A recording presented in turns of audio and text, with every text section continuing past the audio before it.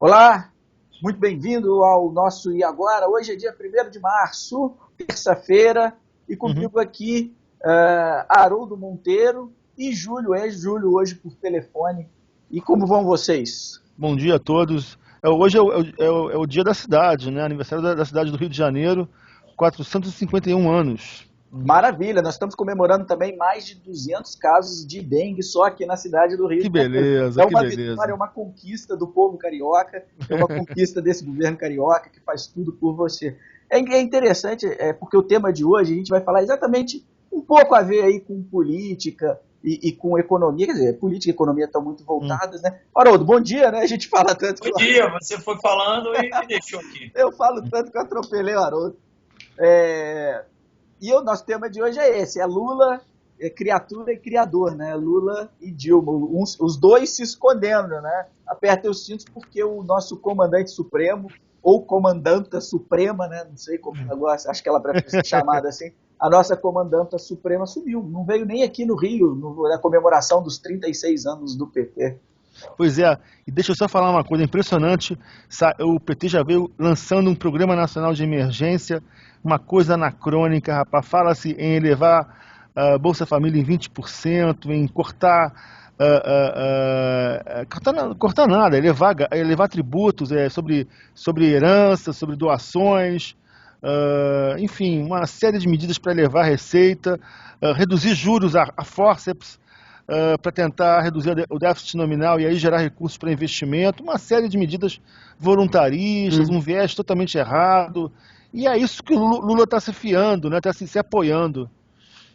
Ô, Júlio, o problema é o seguinte, essas medidas aí de tributação, IPVA para avião, IPVA para IPVA para avião, avião e barco. taxar herança, enfim, isso daí, o que acontece com essas medidas, né? Elas têm um apelo populista muito grande, né?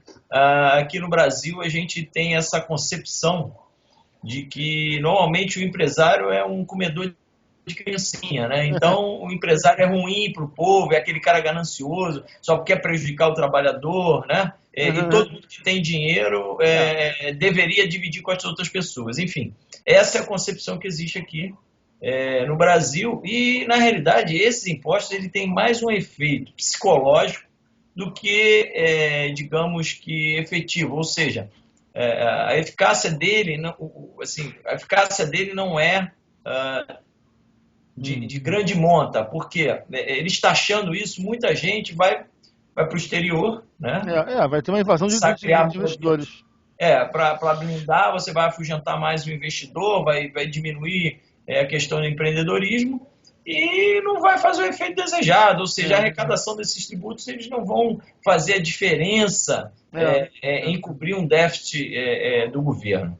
Né? Mas ele tem uma medida de apelo popular, que depois ele vai para o povo e a população acha isso Ótimo. talvez muitas pessoas não tão informadas acham que isso que vai resolver o problema do país e não é isso que vai resolver o problema do país, enfim. E só completando o que o Haroldo falou, o que se observa realmente são medidas populistas visando as eleições agora de outubro, né?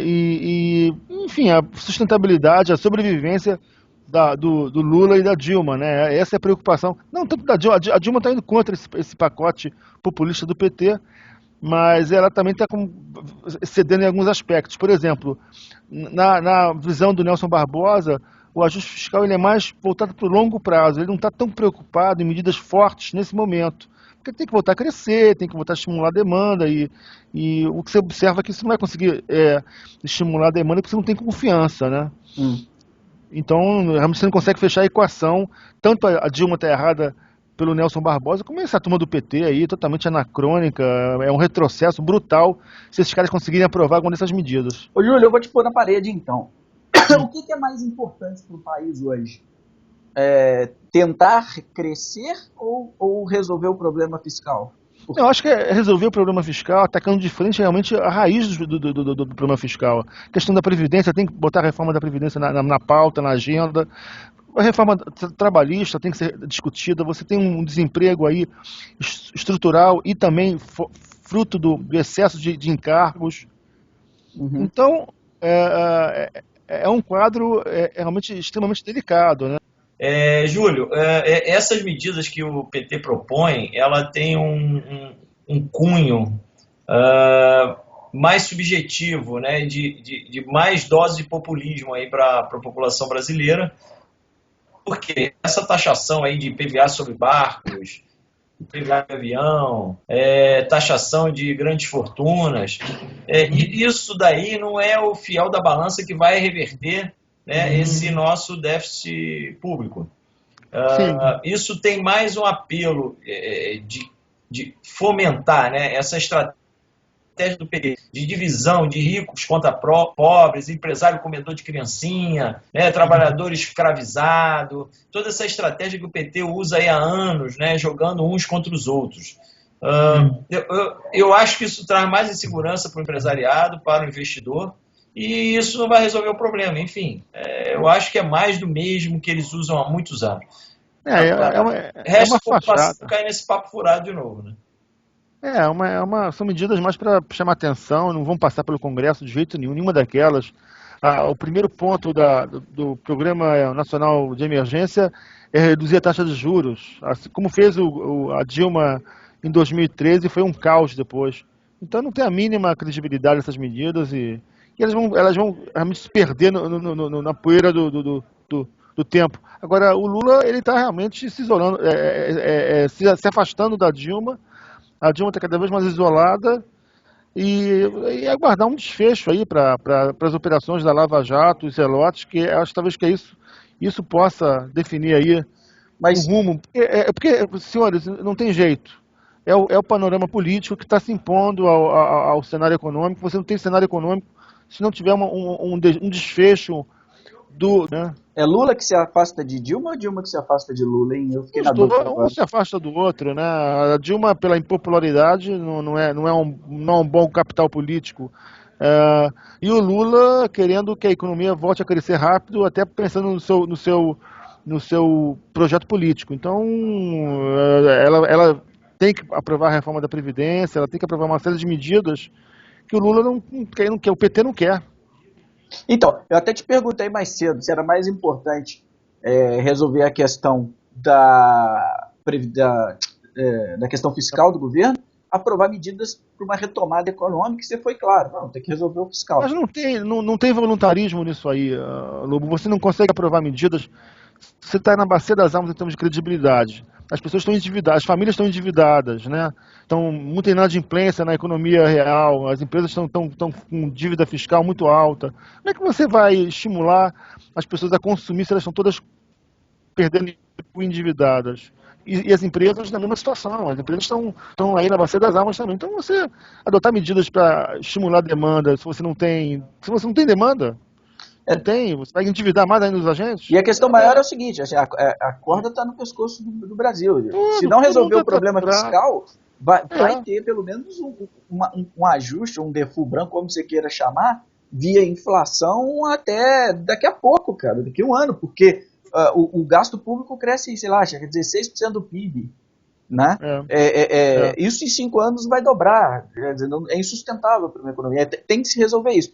E o grande problema, o contraponto, enfim, é que ninguém quer matar no peito essa e tocar um ajuste real, que é um ajuste na Previdência, que na verdade é o seguinte, as pessoas, é impopular por quê? Porque alguns setores da sociedade vão ter que pagar, outros em maior monta, outros em menor monta, mas a sociedade como um todo tem que pagar essa questão. Não tem como você, vamos preservar a classe A, B e C. Não tem isso. A sociedade como um todo vai ter que pagar. Uns, se estão mais inseridos em determinados pontos que vão ser mexidos, vão pagar mais, outros vão sofrer menos, mas todos vão sofrer. Agora, eu falei isso aqui em outros programas. É necessário isso, porque a maior conquista do trabalhador foi o emprego, não foi a CLT, não foi nada do que se diz que é benefício. A maior conquista do trabalhador é o emprego. E a gente está indo para desemprego para mais de 2 dígitos. A gente está indo para desemprego para mais de 2 dígitos, a gente está indo para um Estado que não tem condição financeira de se bancar. E isso vai estourar e não é longe, não. É agora, 2 anos no máximo, né? Vamos colocar um ponto importante que foi esse projeto do José Serra aprovando essa flexibilização da partilha do pré-sal. Pô, finalmente baixou aí o bom senso, o Senado aprovou. Aí veio lá o PT, os petroleiros, enfim, e foram contra. Cadê? Não tem jeito, Olha não tem só, jeito. eu tenho A gente vai se afundar. A gente vai se Júlio, afundar se continuar desse jeito. Júlio, eu tenho um argumento muito forte, né? Porque esses caras, é o que eu falo, eles só falam coisas que o povão, ouvindo, eles conseguem entender. Eles têm uma técnica muito especial. E é muito difícil, às vezes, para os mais... Quem é mais adepto da liberalização da economia, ensinar a eles, porque exige um pouco de conhecimento técnico. Então, a pergunta que eu faço quando alguém me fala sobre isso, como o petróleo é nosso, eu pergunto o seguinte: então, amigo, vamos fazer o seguinte, você pega e me diga de onde vai vir o dinheiro para a Petrobras investir. Eu quero que você me explique aonde vem o dinheiro.